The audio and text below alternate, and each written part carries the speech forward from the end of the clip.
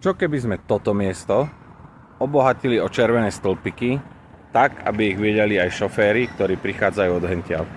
Prečo? O tom nám povie Tino Kolev. Dobrý deň, moje meno je Kristián Kolev a som predseda rady rodičov na základnej škole SUT v Sedmičky Duto. Pri parku, kde sa nachádzame. Momentálne sa nachádzame na skratke, ktoré využívajú deti pri vchode do školy s tým, že prechádzajú z tamtej strany.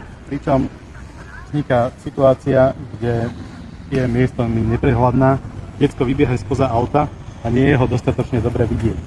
Preto ani ono nevidí, ako prichádzajú auta.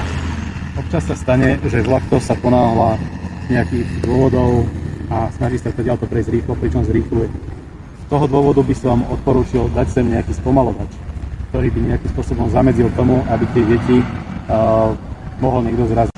Dneska ráno sem prišlo k incidentu, kde sa dvaja vodiči medzi sebou škriepili a začali sa naháňať, pričom vulgárne teda nadávali po sebe. A snažil som sa ich spomaliť, pričom ten druhý v poradí v podstate položil auto na mňa ako zbraň, aby mohol prebehnúť, čiže chcel do mňa naraziť. A teda potom ďalej preletol zrovna cez túto nebezpečnú časť, kde prechádzajú tie detská na školu. Z toho dôvodu si myslím, že je nutné nejakým spôsobom riešiť túto situáciu. Ideálne by bolo buď prechod, alebo spomalovač, alebo nejakým iným spôsobom grafickým znázornením dať na vedomie rodičom, že tuto je zrovna cez rannú špičku veľký presun detí. Veľa rodičov tu deti vykladá, už ich nevykladajú až toľko pred školou, vykladajú v tejto časti, takže je to veľký ruch.